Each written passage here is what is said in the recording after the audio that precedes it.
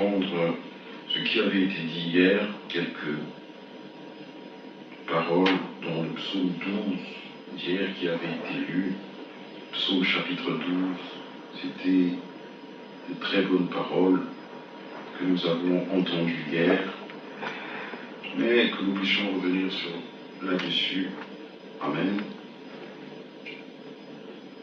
Ça nous fait tellement du bien. Amen. Psaume 1, il est dit « Sauve, Éternel ». Psaume 12, verset 1 « Sauve, Éternel, car les hommes pieux s'en vont, les fidèles disparaissent parmi les fils de l'homme. » Amen. Nous voulons être trouvés parmi ces fidèles. Amen. Comme nous l'avons déjà dit hier, nous voulons être trouvés comme des justes qui prospèrent dans les parvis de notre Dieu. Amen. Oui, notre Dieu est notre secours. Amen. Verset 2, on se dit des faussetés les uns aux autres, on a sur les lèvres des choses flatteuses, on part avec un cœur double. Mais verset 3 dit que l'Éternel extermine toutes les lèvres flatteuses, la langue qui discourt avec arrogance. Notre souhait, c'est que le Seigneur purifie nos lèvres, notre langue par le feu du Saint-Esprit. Amen. Afin que nous puissions nous parler, non pas avec des lèvres aiguisées, mais avec des lèvres pures, des lèvres sincères. Amen. Une lèvre douce qui produit une parole douce. Amen. C'est ce que nous voulons. Que Dieu puisse nous aider. Parce que dans Jacques, là-bas, il est dit « Une source peut-elle faire jaillir une eau pure et une eau amère à la fois ?» Non. Non. Que ce soit une eau douce qui jaillisse. Amen. Du dedans de nous. Amen. Amen. Que ce soit des paroles pures qui sortent de nos lèvres. Amen. Que Dieu puisse donc purifier notre langue. Amen. Notre bouche. Amen. Et que nous soyons vraiment à sa disposition. Que notre bouche soit à sa disposition. Que nos lèvres soient à sa disposition. La dernière fois, nous avons donné l'exemple de cette fille. Le messager donne cette expérience de cette jeune fille qui a perdu sa mère et qui devait s'occuper de ses frères et sœurs. Et ses frères et sœurs ne faisaient que jouer, aller se promener, jouer, aller se promener, jouer, aller se promener. Et c'est elle qui faisait tout à la maison. La vaisselle, repasser et faire toutes ces choses. Alors, sa mère était morte de la tuberculose. Et comme c'est elle qui s'occupait de sa mère, ses autres frères et sœurs ne voulaient pas. C'est cette jeune fille-là qui s'occupait de sa mère. Elle aussi, elle est tombée malade. Elle a contacté la maladie. Et pendant qu'elle était malade, un très cher frère a pris sa Bible pour aller visiter la sœur qui était malade. C'était un moniteur de l'école des dimanches. Il a pris sa Bible sous la main. Il est allé voir la sœur. « Bonjour, chère sœur. Bienvenue la vie. Je suis venu vous visiter, échanger avec vous par rapport à la souffrance que vous avez. Frère, vous savez qu'est-ce qu'il a dit comme le moniteur en question? Il va dire à la fille, mais vous allez vous présenter devant le Seigneur. Êtes-vous une chrétienne? La fille dit oui, je suis une chrétienne. Le moniteur demande de quelle dénomination faites-vous partie? La personne est à l'article de la mort. Voyez frère que quand nous allons même visiter une âme, parler avec une âme qui est dans la souffrance, d'abord prier. Amen. Prions frère. N'allons pas parler à quelqu'un comme ça sans avoir prié. Voilà pourquoi même nous, quand nous devons monter à la chair, le prédicateur doit prier. Parce qu'il y a des âmes qui sont en souffrance. Il y a des âmes qui sont malades. Il y a des gens qui ont des fardeaux. Nous devons prier pour que le Seigneur mette dans notre cœur et dans notre bouche les paroles appropriées. Toi, la personne est malade et en train de mourir, je lui demander de quelle dénomination tu fais partie. ça ne sert à rien. La fille a répondu, aucune. Alors il dit, mais comment vous allez vous présenter alors devant Dieu? Où est-ce que vous irez? Est-ce que vous irez au ciel si vous n'appartenez à aucune dénomination? La fille l'a regardé. Elle lui a dit, je lui montrerai mes mains au Seigneur et il comprendra. La question était réglée. Les mains de cette fille n'avaient fait que travailler, soigner sa mère, s'occuper de sa mère, s'occuper de sa maison. C'était même la maison de sa mère, c'était pas sa maison. Mais elle s'occupait de tout. Alors que ses frères et sœurs étaient en train d'aller jouer, étaient en train d'aller se promener. Amen, je surveille mon ton. Voyez, frère, elle a dit, je montrerai au Seigneur mes mains. Le Seigneur y comprendra. Le Seigneur est plus compréhensif que nous, frères. Le Seigneur ne tient pas compte, oui, de quelle dénomination tu as été. Voyez, est-ce que tu as appartenu à une grande église? Voyez, non. Le Seigneur veut voir quoi? Il veut voir une chose, l'étiquette du sang. Amen. Il veut voir l'étiquette du sang.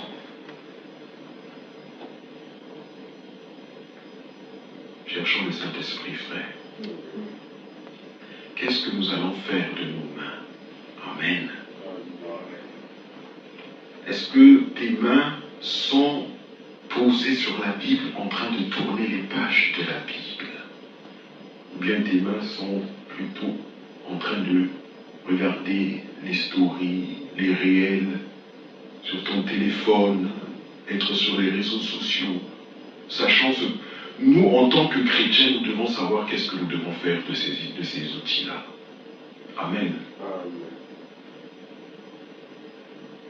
Ces outils-là doivent nous servir, non pas pour prendre tout notre temps à faire tout et n'importe quoi, mais ça doit nous servir à quoi? À véhiculer la parole de Dieu, à toucher d'autres. Amen. Que Dieu nous aide, que nous ne puissions pas être trouvés avec nos mains en train de faire tout et n'importe quoi. Non, non. Que Dieu nous aide. Amen. Soyons que tes mains soient à la disposition du Seigneur, que tes pieds soient à la disposition du Seigneur, que tes lèvres soient à sa disposition. Amen. Que tout ton être soit à la disposition du Seigneur. Frère, pas seulement que nous venions et que nous tenons des services divins, nous avons eu des réunions et que nous... Non, mais que nous corps à la disposition du Seigneur. Amen. Que Dieu nous aide. Amen. Oui, psaume 12, nous pouvons continuer à lire. Là, je lis dans la traduction seconde. Verset 5. Ceux qui disent nous sommes puissants par notre langue, nous avons nos lèvres avec nous qui serait notre maître. Bien-aimés, nous ne sommes pas des gens puissants. Nous ne représentons pas grand-chose aux yeux du monde. Et nous avons du prix aux yeux du Seigneur. Amen. Amen.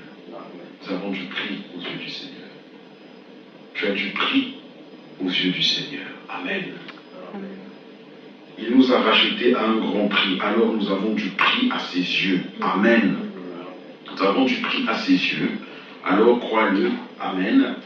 La promesse est pour toi, comme nous l'avons lu. Nous pouvons relire là dans Josué rapidement. Josué, le chapitre 1. Nous pouvons aller là-bas et relire. Dieu nous veut du bien, assurément. Amen. Dieu veut ton bien. Il a des promesses de paix et de bonheur pour toi. Josué, chapitre 1. Lisons rapidement.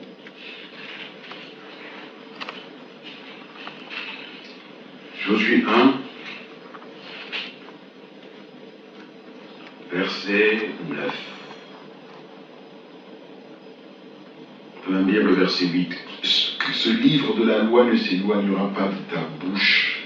Amen. Tu y méditeras jour et nuit pour observer et mettre en pratique tout ce qui est écrit, car c'est alors que tu mèneras à bien tes entreprises.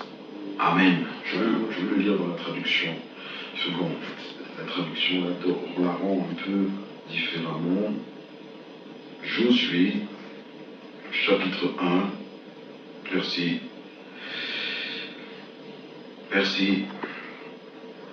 8. Que ce livre de la loi ne s'éloigne point de ta bouche. Amen. Médite-le jour et nuit. Amen. Pour agir fidèlement selon tout ce qui est écrit. Amen. Car c'est alors que tu auras du succès dans tes entreprises, c'est alors que tu réussiras. Amen. Croyons comme disent les Écritures, frères.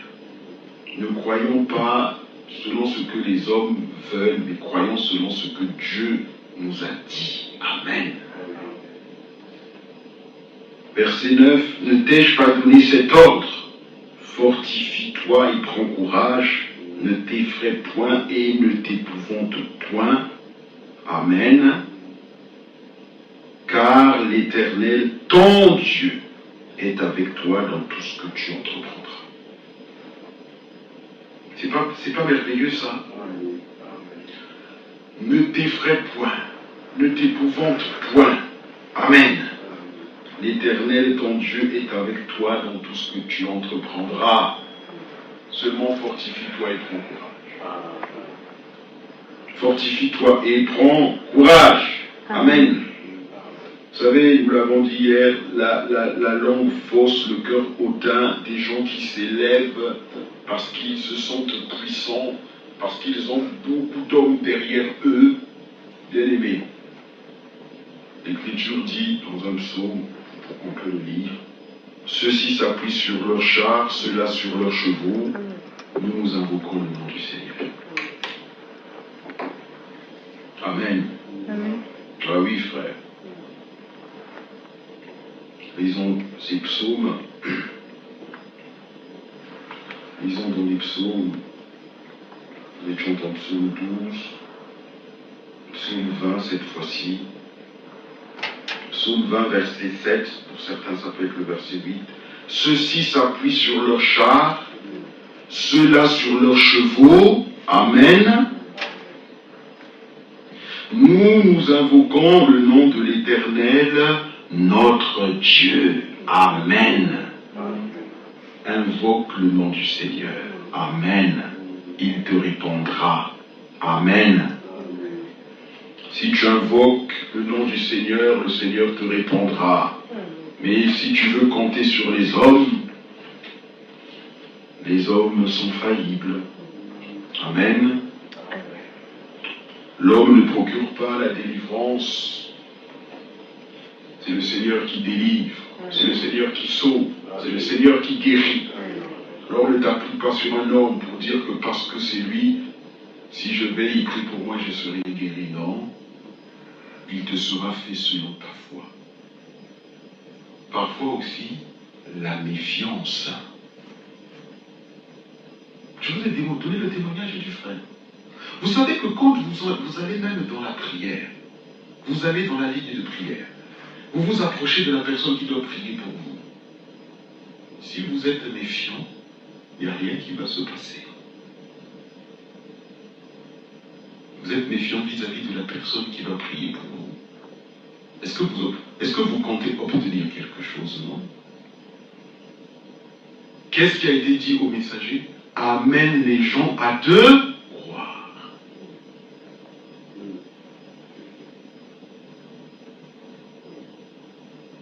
Et quand il venait, quand le discernement s'exerçait, qu'est-ce qu'il dit? Des fois, quand il parlait, il dit, vous me considérez pas comme un ennemi, mais vous me considérez comme quelqu'un qui vient de Dieu.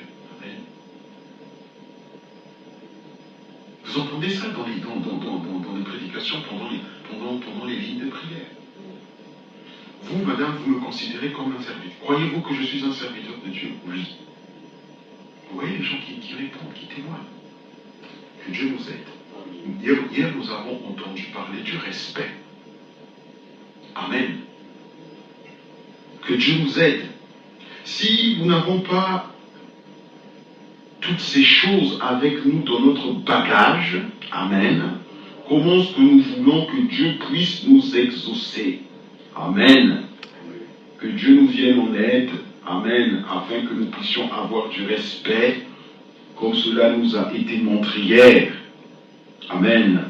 Cette femme, la femme sunamite, elle l'a reçue. Nous l'avions dit, quand son enfant est tombé malade, son enfant est mort. Son enfant est mort. Qu'est-ce qu'elle a fait? Elle a fermé la porte sur elle. Et qu'est-ce qu'elle a fait? Elle est allée voir le serviteur de Dieu.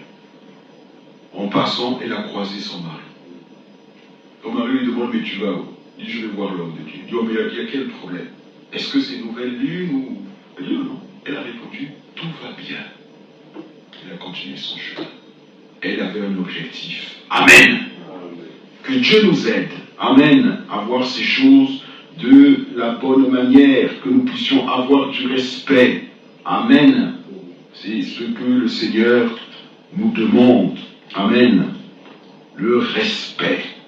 Ce sont des très bonnes choses. Ce sont des choses même que parfois nous avons négligées. Amen. Nous avons entendu le témoignage hier de cette jeune fille quand il y a eu l'appel à l'autel. C'était ça en fait. Le messager prêchait, il a fait un appel à l'autel, il a insisté, l'esprit poussait à ce qu'il insiste. Cette fille n'a pas voulu venir pour donner sa vie au Seigneur. Donnons notre vie à Jésus. Amen. N'attendons pas de passer par les difficultés, par les épreuves, par les souffrances pour venir à Jésus. Amen. Avant que nous passions par la souffrance, donnons notre vie au Seigneur. Donne ta vie à Jésus. N'attends pas de passer par des épreuves difficiles pour venir pleurer au pied du Seigneur. Non. Pendant que tout va bien, pendant que tu es en bonne santé, pendant que tu n'as pas d'épreuve, pendant que tu n'es pas malade, donne ta vie au Seigneur. Ainsi, à ce moment-là, quand tu passeras par les épreuves, tu auras Jésus avec toi, à tes côtés. Il est préférable pour toi de traverser les épreuves ayant Jésus avec toi à tes côtés que de traverser une épreuve et tu n'as pas encore Jésus à tes côtés et tu es en train de le chercher, de l'appeler. Que Dieu nous aide. Amen. À prendre ces choses de la bonne manière. Nous voulons peut-être encore lire une ou deux écritures. Amen. Nous avons besoin du respect. Amen. Que Dieu nous aide. 1 Thessaloniciens 5. Voilà ce que l'Écriture nous demande. Ça, ce sont des instructions, des recommandations pour nous. Amen. Pas très long aujourd'hui, dans la grâce du Seigneur. Enfin, par rapport à hier. Et 1 Thessaloniciens chapitre 5, allons rapidement parce qu'aujourd'hui j'ai pas eu. 1 Thessaloniciens 5, allons là-bas. Nous allons lire. Il est préférable pour toi d'avoir Jésus à tes côtés et qu'il marche avec toi au milieu de l'épreuve. Tu es là, tu l'appelles, il répond. Malgré ton épreuve, il est là, il te console, il est là, il te soutient dans ton épreuve, il est là, il parle avec toi dans ton épreuve, il est là, il te fortifie dans ton épreuve, il est là, il te relève dans ton épreuve. Les épreuves sont là aussi pour faire grandir notre foi. Amen. 1 Thessaloniciens 5. Dieu, il a toutes choses concourent pour notre bien. Amen. Mais malgré l'épreuve, Dieu a des projets de paix et de bonheur pour toi et pour moi. Amen. 1 Thessaloniciens 5, nous lisons à partir du verset 12. Par rapport au respect, nous vous prions, frères, d'avoir de la considération pour ceux qui travaillent parmi vous. Amen. qui vous dirigent dans le Seigneur et qui vous exhortent.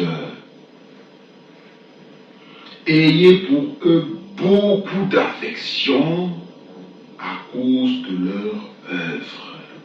Soyez en paix entre vous. Amen. Voilà les instructions que nous avons. D'être en paix entre nous. Amen. Amen. Et priez pour ceux qui vous dirigent. Priez pour ceux qui vous conduisent. Amen. Et nous avons besoin de vos prières actuellement. Amen. S'il y a un temps où vous devez prier pour vos prédicateurs, où vous devez prier pour vos serviteurs, ceux qui vous dirigent, ceux qui vous exhortent, vous devez prier pour vos diacres. C'est ce temps-là dans lequel nous sommes. Amen. Priez beaucoup pour eux. Priez beaucoup pour nous. Priez aussi pour moi. J'ai besoin de vos prières. S'il y en a un qui a besoin de vos prières, c'est bien moi. Amen. Que Dieu puisse nous aider par rapport à tout cela. Luc 19, allons là-bas. C'était là où nous voulons arriver, Luc 19. Nous n'allons pas tout relire.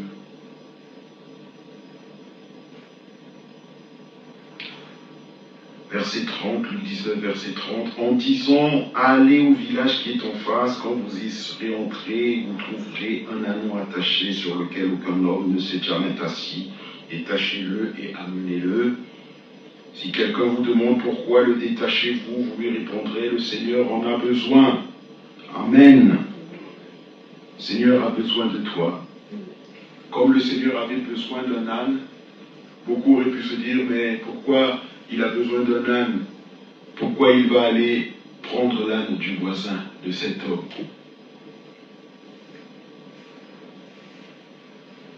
Le Seigneur avait besoin, pas de n'importe quel âne, il avait besoin de cet âne-là. Amen. Et le Seigneur a besoin de toi. Peut-être que tu te dis, mais pourquoi? Je sais pourquoi. Amen. Il a besoin de toi. Et tu as besoin de lui. Tu as besoin du Seigneur dans ta vie. J'ai besoin du Seigneur dans ma vie. Amen. Frère, sœur, écoute-moi bien. Nous n'avons pas besoin de plus de prédication. Non. Nous n'avons pas besoin de beaucoup plus de chants. Non. Nous avons besoin du Seigneur. Amen. Et nous pouvons dire qu'il croisse et que moi je diminue.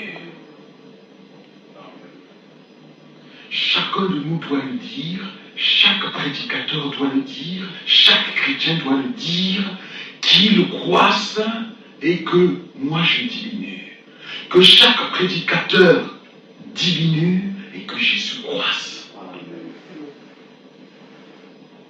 Que ce ne soit pas toi, prédicateur, qui prend la place dans le cœur d'un croyant. Amen.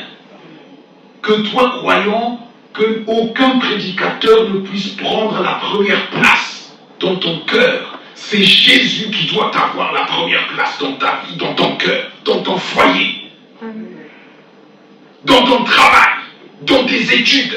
Rien ne doit prendre la première place avant le Seigneur, dans ta vie et dans la mienne. Je peux te garantir que s'il y a quelque chose qui prend la première place dans ta vie avant Jésus, tu auras des problèmes avec le Seigneur.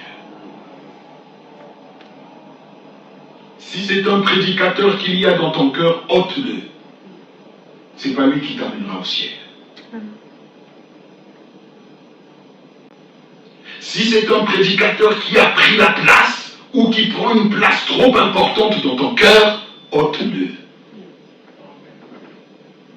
Ne cause pas des problèmes à ce prédicateur-là. Cette place revient au Seigneur. pas à une église, pas à un prédicateur. Satan est tellement rusé qu'il a même fait passer l'église avant le Seigneur. Faisons très attention, frère. Amen. Faisons très attention. Faisons très attention. Que Dieu nous vienne en aide. Le Seigneur en a besoin, le Seigneur a besoin de toi. Amen. Nous devons être équilibrés en toutes choses. Équilibrés en toutes choses. Le Seigneur en a besoin, le Seigneur a besoin de toi. Amen. Il a besoin que tu lui accordes cette place qui lui revient, la première place. Nous devons demander une chose au Seigneur. Seigneur, redonne-moi le premier amour. Amen. Amen. Est-ce que tu as perdu ton premier amour? Est-ce que tu as perdu ton premier amour? Est-ce que ton premier amour est encore là? C'est la question que nous devons nous poser à tous. Est-ce que tu as encore ton premier amour?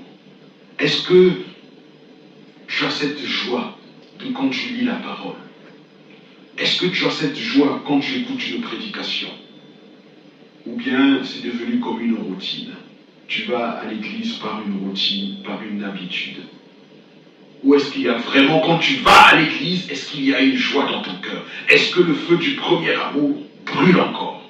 Nous pouvons dire au Seigneur, si ce n'est plus le cas, Seigneur, redonne-moi le premier amour.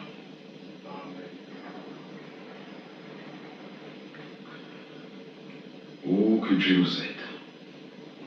La prophétie s'accomplissait et qu'est-ce que nous voyons? Dans Luc 19, il y avait ceux qui étaient en train de crier. Luc 19, et là nous lisons ceux qui se réjouissaient. Il est dit au verset 37, et lorsque déjà il approchait de Jérusalem vers la descente de la montagne des Oliviers, toute la multitude des disciples, saisis de joie, se mit à louer Dieu à haute voix pour tous les miracles qu'ils avaient vus. Il disait, loué soit le roi qui vient au nom du Seigneur, paix dans le ciel et gloire dans les lieux très hauts. Verset 39, quelques pharisiens du milieu de la foule dirent à Jésus, Maître, reprends tes disciples. Oh là là. Que Dieu nous aide, hein. Bien-aimés frères, la prophétie s'accomplissait. Et nous, quand nous voyons les prophéties s'accomplir, est-ce que nous nous réjouissons? Nous voyons la situation qui se passe actuellement. Il y a peut-être maintenant, qui sait, je n'ai pas regardé les informations, mais peut-être le cessez-le-feu sera signé à Gaza.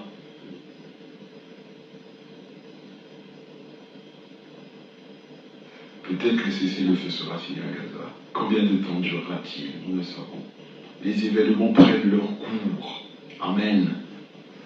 En Syrie, Bachar est tombé. Les événements prennent leur cours. Amen. Est-ce que nous nous réjouissons ou est-ce que nous sommes en train de regarder les choses pas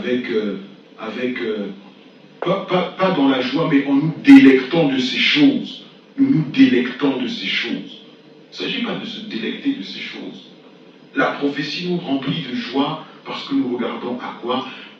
Luc 21, quand vous verrez ces choses arriver, redressez vos têtes car votre délivrance approche. Nous ne regardons pas la télévision comme les autres. Le mercredi soir, il y a la réunion de prière. Il y a la retransmission qui passe. Toi, tu es là. Tu regardes 4 mariages ou je ne sais pas quoi là, et une lune de miel ou je ne sais pas quoi. Ça n'importe quoi, frère. Soyons là où Dieu nous veut. Amen. Soyons là où Dieu nous veut. Nous ne regardons pas la télévision comme les autres regardent la télévision, non. Si je regarde la télévision, je regarde une retransmission, je regarde une prédication. Je fais du bien à mon âme. Amen. Il s'agit de ton âme. Les choses sont en train de se mettre en... Bien aimé, si tout ce qui est en train d'arriver nous le regardons avec un œil qui ne discerne pas la prophétie biblique. Un œil attentiste, un œil observateur, un œil spectateur. C'est qu'il y a quelque chose qui ne va pas. Parce que c'est tout ce qui doit se passer après l'enlèvement. Il y a des choses qui doivent se passer après l'enlèvement. Mais si ces choses-là sont déjà en train de prendre place maintenant et que nous les voyons, qu'est-ce que nous devons faire? Les choses qui doivent se passer après l'enlèvement, nous sommes déjà en train de voir les prémices maintenant. C'est pas comme si vous allez dire que non, il n'y a rien qui se passe. Non, les choses que nous sommes en train d'observer, ce sont les prémices. Et c'est déjà ce qui est en train, c'est petit à petit en train de s'installer. Ce sont des choses qui doivent avoir lieu après l'enlèvement, mais elles sont déjà en train de prendre leur cours. Amen. Apocalypse 16, verset 12. Apocalypse 16, nous lisons à partir du verset 12. Le 6e versa sa coupe sur le grand fleuve, l'Euphrate. Le nom nous est donné. Et son eau tarit, afin que le chemin des rois venant de l'Orient fût préparé. Amen. L'Euphrate est mentionné, c'est un fleuve qui coule là-bas, vers l'Irak et tout ça, ces pays-là. Et ici, l'Euphrate est mentionné, frère, nous devons aimer la géographie. Amen. La Bible, c'est un livre de géographie, frère. Amen.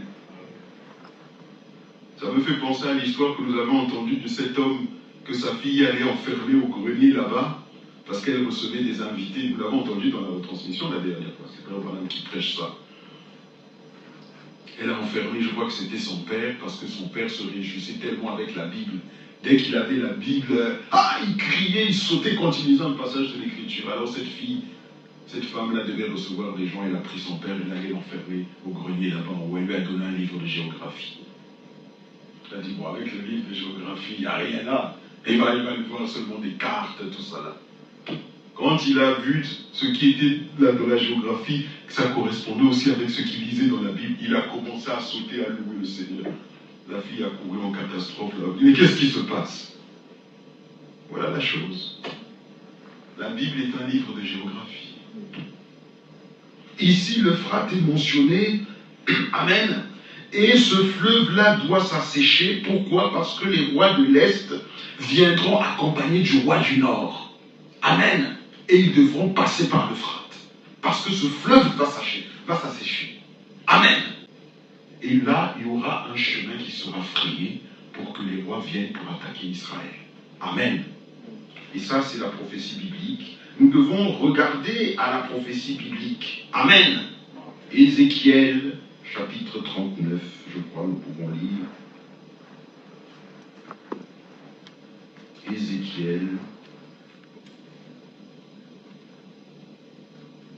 Ézéchiel, lisons là-bas. Ézéchiel 38, nous n'allons pas tout lire. Verset 16. Tu t'avanceras contre mon peuple Israël comme une nuée qui va couvrir le pays dans la suite des jours. Je te ferai marcher contre mon pays, afin que les nations me connaissent quand je serai sanctifié par toi sous les yeux, ô Gog. Amen. Le roi du Nord viendra, il doit descendre. Amen. Et tout est en train d'arriver. Vous voyez les alliances qui sont en train de se faire entre l'Iran et la Russie. Vous voyez comment la Russie, les gens peuvent même se dire, mais Bachar est tombé, la Russie va partir. Continuons d'observer les choses. Continuons d'observer les choses. Regardons les alliances qui sont en train de se former. Que Dieu nous aide. parce que cela doit s'accomplir. Tout cela montre que le retour du Seigneur est proche, et nous, quand nous voyons ces choses, nous ne devons pas rester là et baisser la tête, mais plutôt nous devons relever la tête. Amen. Que nous ne voulons pas venir jouer à la religion, non, non, non, mais nous voulons plutôt venir pour nous préparer, amen, et que Dieu puisse nous aider, amen. Juste encore quelques pensées que j'avais notées. Aujourd'hui, les vrais croyants voient l'accomplissement des promesses et ils se réjouissent. Amen. Comme à l'époque, ceux qui voyaient l'accomplissement de l'Écriture se réjouissaient, mais on peut le relire avant d'aller vers la fin, parce qu'aujourd'hui on a commencé un peu tard. Luc 19. Beaucoup se réjouissaient, mais les pharisiens n'étaient pas d'accord. Les incrédules, les moqueurs, ils secouaient la tête. Regardez, Luc 19.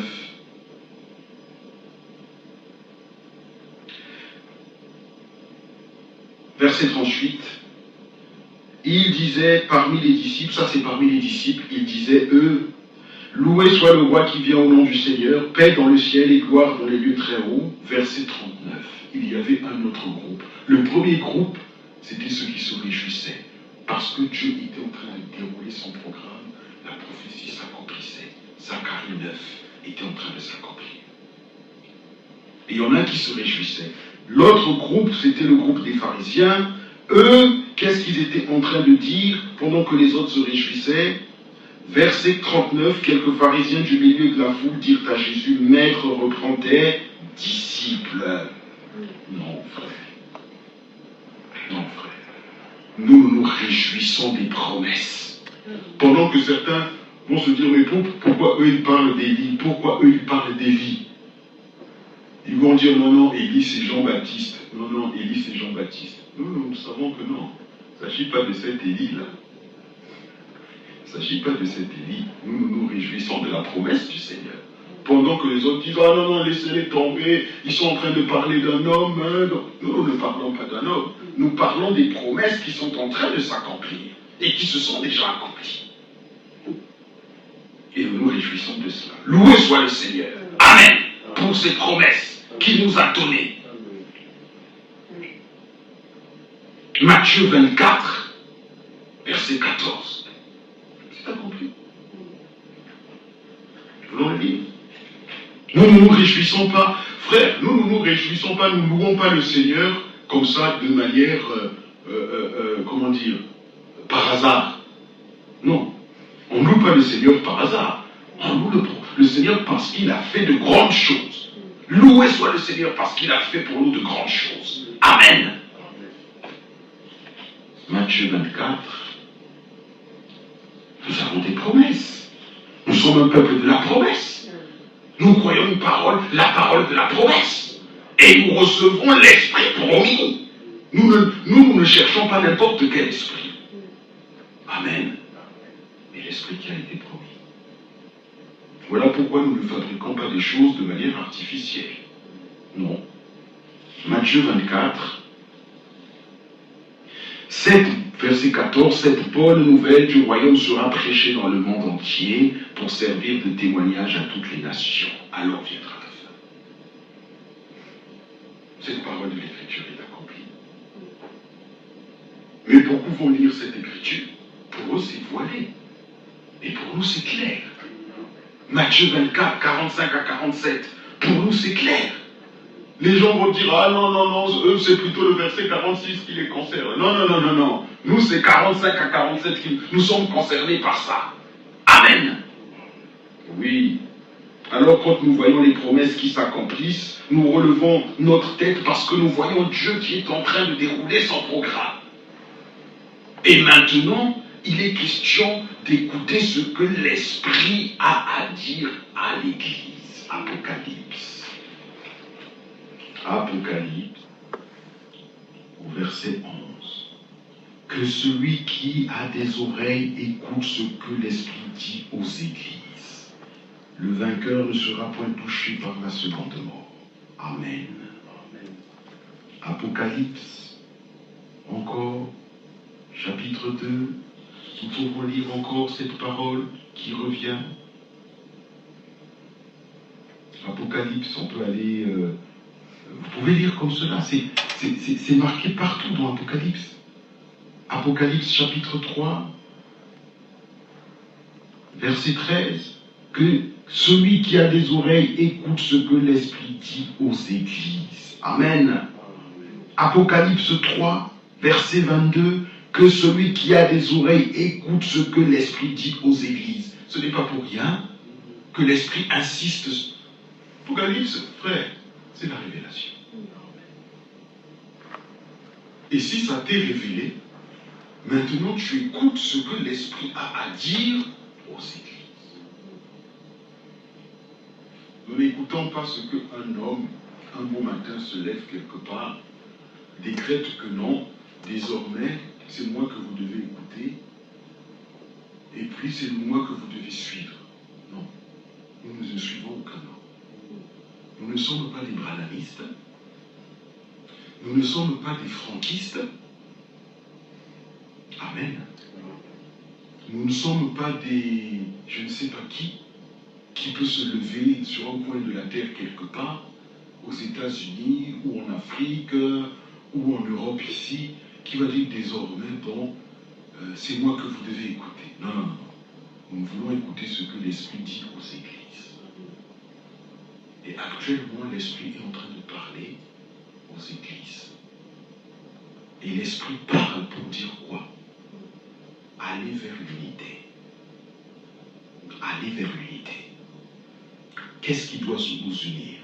Nous devons nous retrouver au pied tous, autant que nous sommes, comme nous l'avons dit tout à l'heure, prédicateurs, croyants, tous au pied du Seigneur, et nous laisser porter sur des ailes d'aigle, portés par sa parole. Nous prenons toute la parole, l'Ancien, le Nouveau Testament, nous avançons avec ça. Tout ce qui est selon les Écritures, nous avançons avec cela. Amen. Prêtons l'oreille à ce que l'Esprit dit aux églises. Notre but maintenant, c'est l'achèvement, c'est d'aller vers l'unité. Nous devons voir qu'est-ce qui doit nous unir. Ce n'est pas un homme qui va nous unir. Allons écouter la prédication du message et unis sous une tête. Nous ne voulons pas que ce soit un homme qui prenne la tête de l'église épouse. Il n'y en aura pas. S'il y a un qui croit qu'aujourd'hui il va se lever, moi je suis le prédicateur un tel, je vais aller quelque part, avoir un groupe qui va me suivre, il se trompe. Nous ne voulons pas être unis sous une tête quelconque. Nous sommes unis sous le Seigneur. Amen. Il est notre tête, il est la tête de l'Église. Ce n'est pas un homme qui va se lever, qui va dire, bon, je ne sais pas, moi maintenant il y a une place à prendre. Matthieu 24, 45 à 47 a terminé sa course, désormais c'est moi qui vais me lever. C'est voué à l'échec. Tous, nous devons diminuer et que le Seigneur croisse. Il n'y a rien d'autre à faire.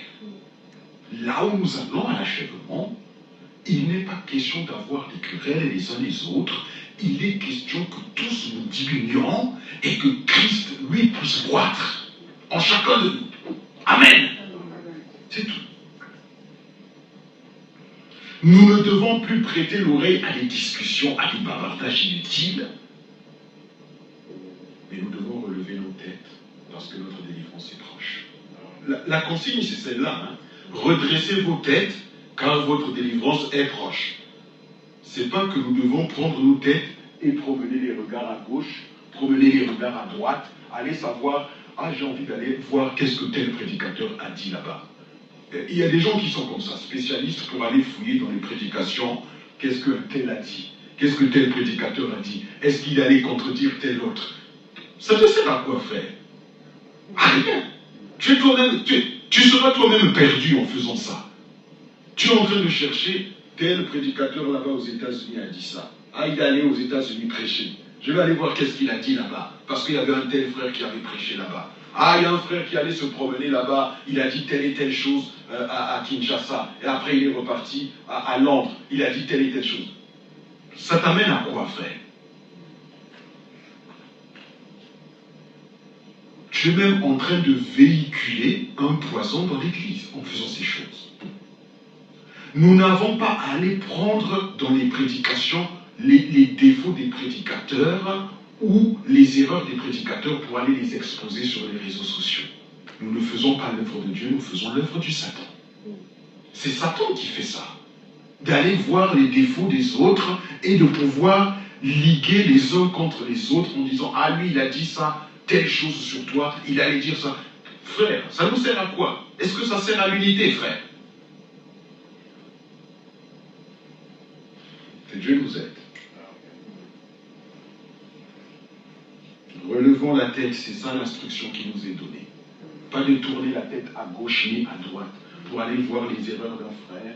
Tel prédicateur a fait telle erreur. Ah, lui, il ne parle pas bien français. Il a dit le banane au lieu de la banane. Ça sert à quoi? Il a mal placé telle écriture. Mais si toi, tu sais très bien placer, c'est bien pour toi. Que Dieu te bénisse, frère. Mais moi, je vais considérer mon frère qui travaille pour le royaume de Dieu, même s'il a des difficultés. S'il sert Christ, s'il travaille pour la cause du Seigneur, ça sera mon frère. Voilà comment nous pouvons aller vers l'unité. Pas en relevant les erreurs des uns et des autres. Ce n'est pas le travail de Dieu, c'est le travail du Satan. Et tu n'es pas en train de servir Christ en faisant cela.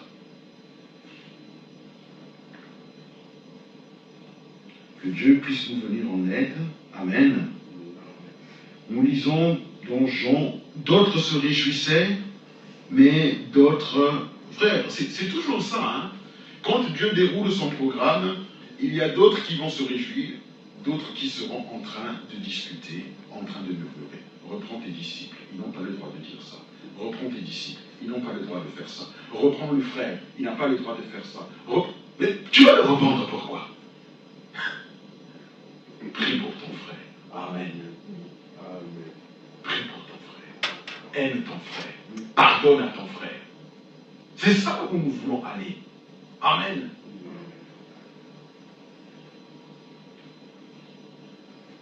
Les pharisiens, eux, ils étaient en train de dire « Reprends tes disciples, reprends tes disciples, reprends tes disciples ». Le Seigneur leur a dit quoi? Même s'ils se taisent, les pierres crieront. Vous avez beau dire ce que vous voulez, celui qui a la révélation de savoir que ça, c'est le Seigneur qui est en train de travailler, vous aurez beau lui dire de se taire, il dit « Frère, les pierres vont crier, frère. » Les pierres crieront, frère. Vous ne pourrez pas nous faire taire, frère. Nous n'avons pas à avoir peur des hommes, de craindre quelqu'un. Frère, nous ne craignons pas ceux qui peuvent simplement détruire le corps. Ils peuvent seulement détruire le corps, mais notre âme, ils ne peuvent pas la toucher, frère. Tu vas toucher mon âme. Mon âme est rachetée. Je suis racheté par le sang, hein, frère. Hein. Nous appartenons au Seigneur.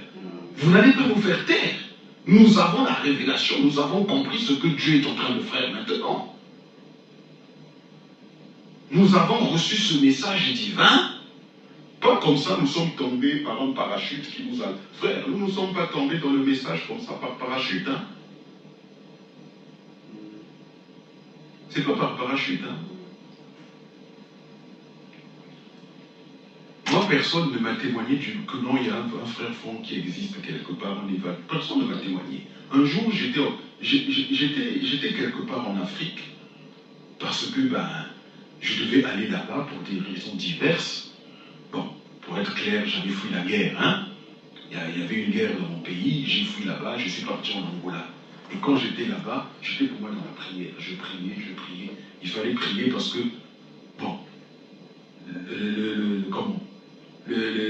l'ambassade de France ne voulait pas sortir mon visa. On ne sait pas pourquoi. Il y avait des choses qui bloquaient là-bas.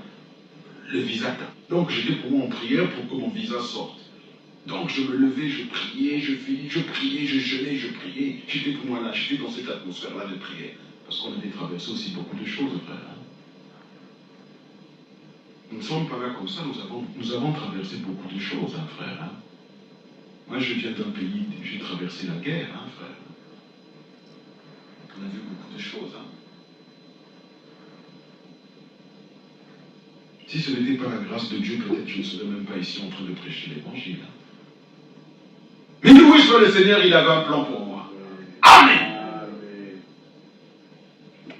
Ce jour-là, j'étais là dans ma chambre. J'avais fini peut-être de prier ou je ne sais pas de faire quoi. Bon, je dois terminer. J'allais, il y avait une commode, hein, comme une armoire. Une armoire, il y avait des tiroirs là. Les gens mettaient des habits là-dedans. Bon, moi, j'avais des habits, je voulais mettre dans le tiroir pour fermer l'armoire. Je mets les habits, mais je sens qu'il y a quelque chose qui bloque. Je dis, c'est quoi? Je retire les habits, je suis allé mettre ma main, je touche, il y avait comme des feuilles, je sais quoi, je tire comme ça, je prends, c'était marqué, je crois que c'était la brochure de Frère Franck qui l'avait écrit, je crois, Vision 7000, et marqué en bas, Evald Franck.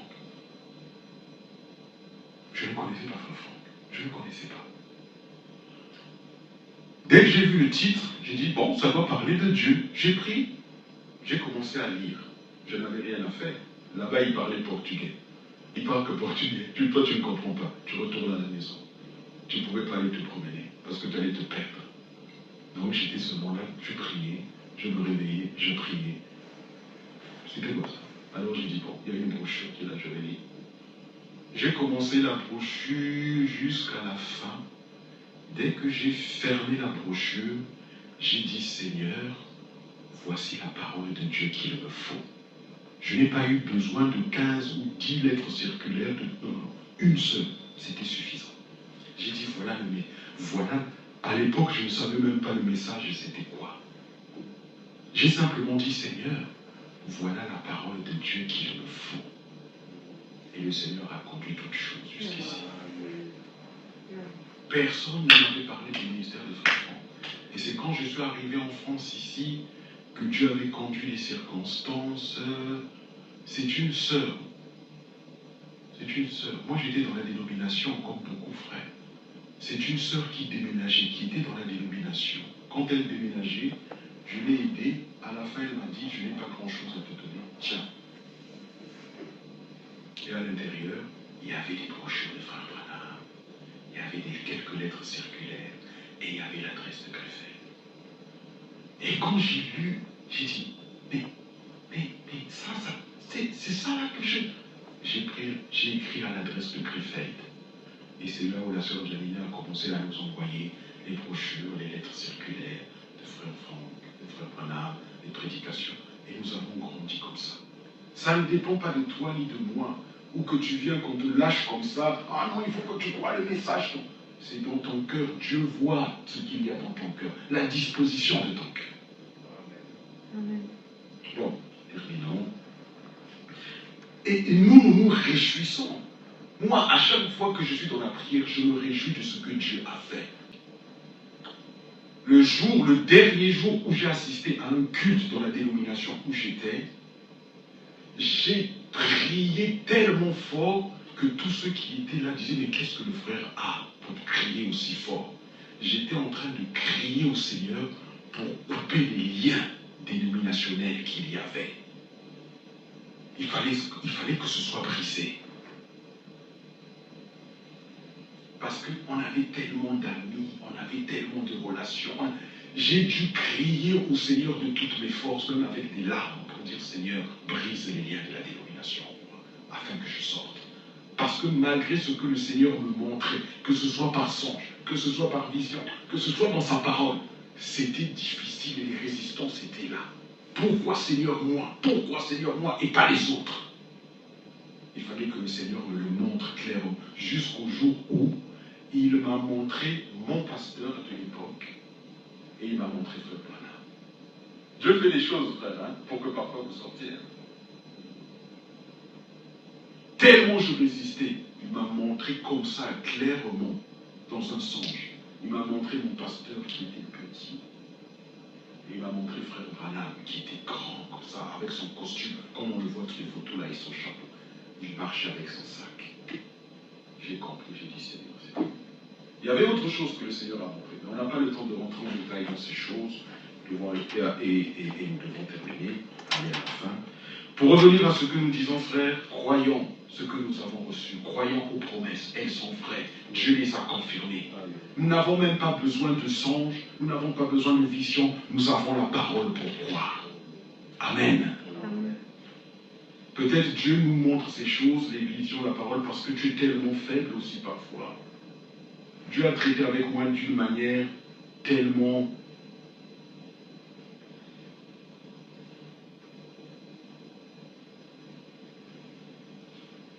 Que le nom du Seigneur soit loué.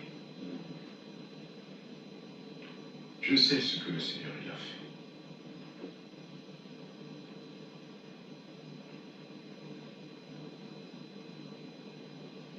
Nous n'avons pas besoin que nous puissions venir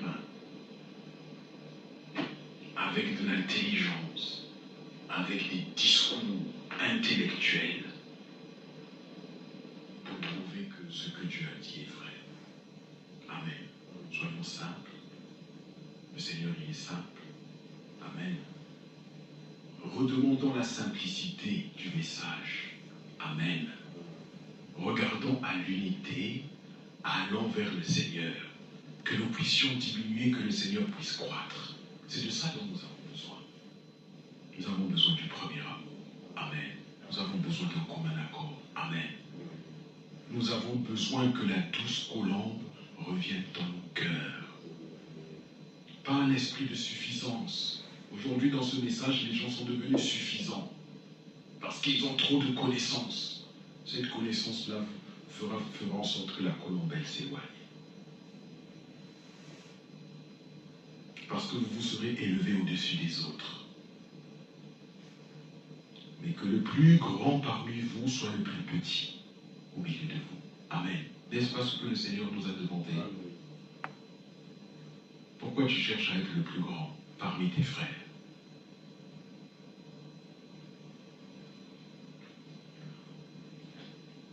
Nous lisons Jean 6. Nous allons terminer. Je n'ai pas eu le temps d'aller où je voulais, mais nous allons terminer. Que Dieu nous aide à revenir à la simplicité du message. Amen. C'est un message qui est tellement beau, qui est tellement simple. Jean chapitre 6.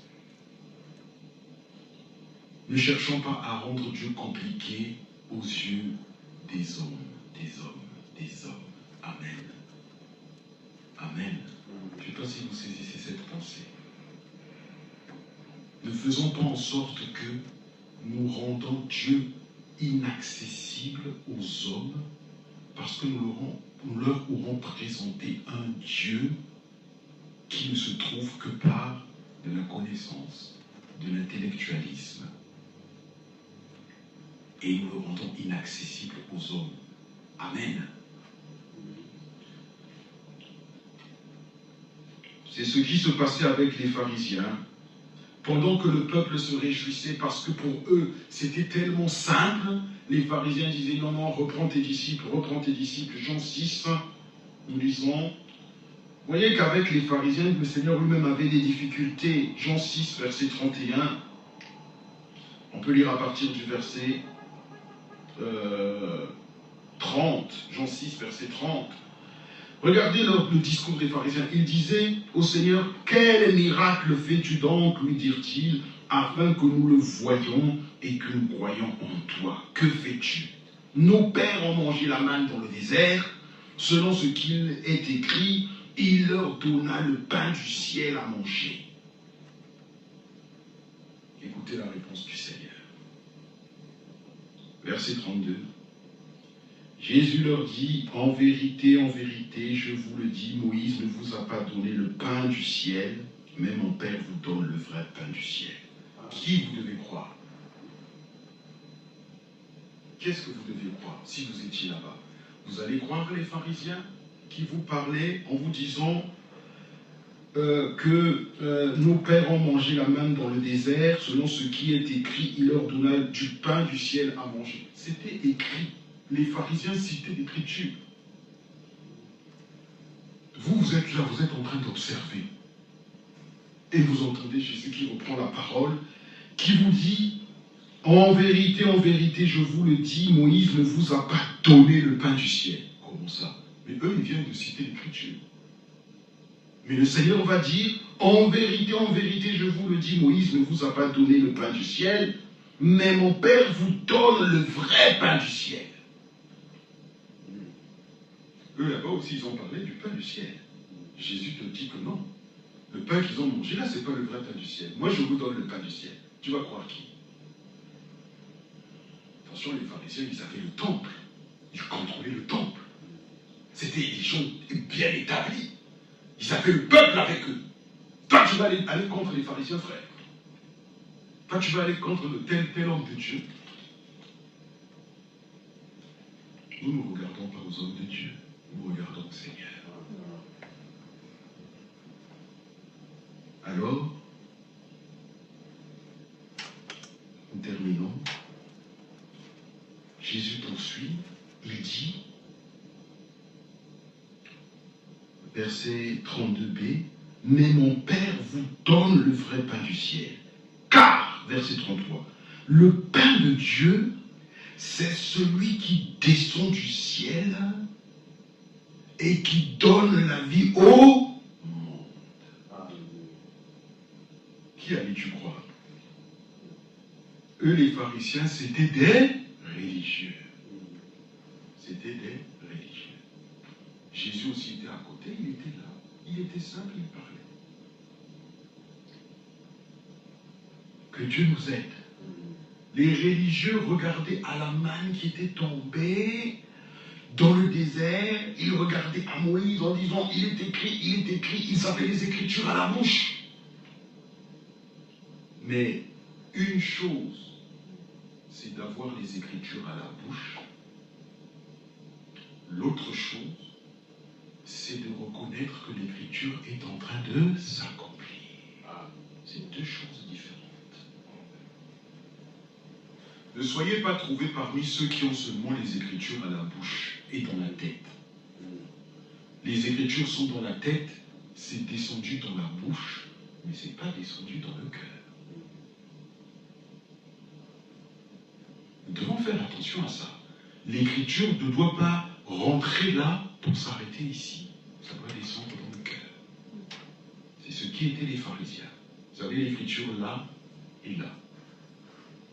Voilà pourquoi le Seigneur pouvait dire dans Matthieu 23, vous payez la dîme de la menthe, de la nette et du cumin, mais vous négligez. Lisons-le, Matthieu 23. Matthieu 23. Vous voulez qu'on le lise? Matthieu 23. Vous négligez ce qui est le plus important.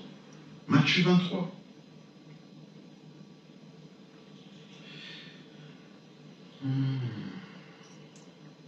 Verset 23.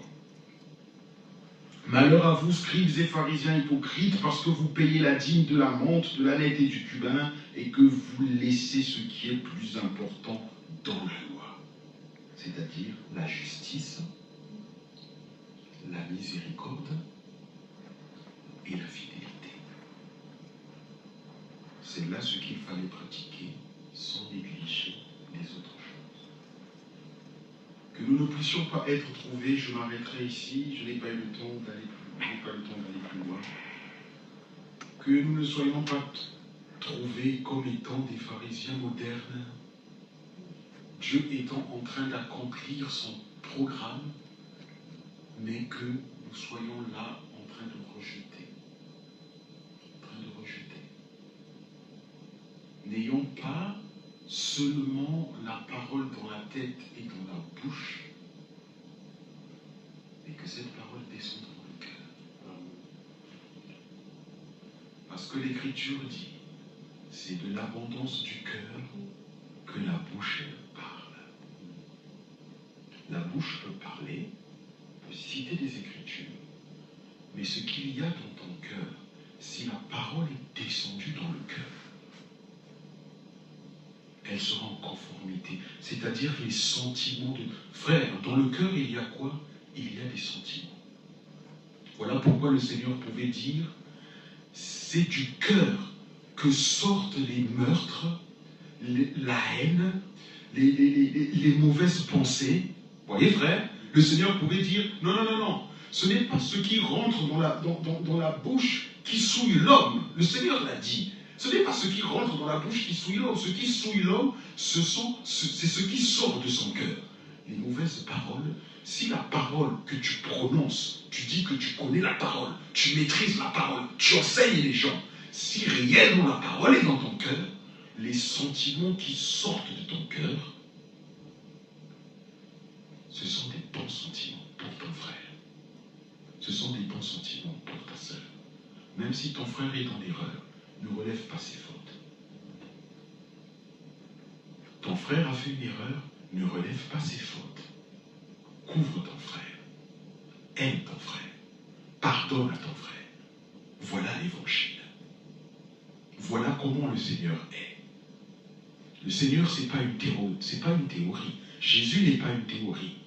C'était une boule d'amour qui pouvait même pardonner à ses ennemis. Est-ce que tu peux pardonner à ton frère parce qu'il a fait une erreur, parce qu'il a mal parlé de toi? Ou est-ce que tu vas te promener dans toutes les villes prêchant contre lui, disant du mal sur lui? Peu m'importe que tu connaisses les Écritures. Je veux voir ta vie. Je veux voir ce qui sort de ton cœur. Parce que l'Écriture dit, l'homme bon tire de son cœur son bon trésor. Amen. Voilà l'évangile. Si dans ton cœur il y a un bon trésor, ce bon trésor-là, qui est dans ton cœur, il se verra en actes et dans tes paroles. Tu ne seras pas en train de critiquer ton frère, tu ne seras pas en train de dire du mal de ton frère dans les prédications. Que Dieu nous aide. Tu ne seras pas en train de dire du mal de ton frère pendant qu'il n'est pas là. Amen. Pendant qu'il a le dos tourné, tu ne seras pas en train de dire du mal de ton frère. Et après, tu vas monter à la chaise et dire, prions pour eux. Comment tu peux prier pour ton frère si dans ton cœur, tu dis des méchancetés contre ton frère? Tu ne peux pas bien prier pour ton frère si tu ne l'aimes pas dans ton cœur comme toi-même, tu dois l'aimer. Comme tu aimeras ton prochain comme toi-même. Amen. C'est ça l'évangile. C'est ça le message. Pas que tu sois trouvé en train de critiquer ton frère parce qu'il ne voit pas la chose comme toi. Ce n'est pas l'œuvre de Dieu, c'est l'œuvre du diable. Que Dieu nous vienne en aide. Que les uns les autres, nous puissions avoir des bons sentiments. Amen. Les uns pour les autres. C'est dans cela que le Seigneur nous agréera. Pas parce que nous allons prêcher aux hommes, pas parce que nous serons celui qui connaît mieux le message que les autres. C'est à leurs fruits que vous les reconnaîtrez. Que Dieu nous aide. Levons-nous, nous allons.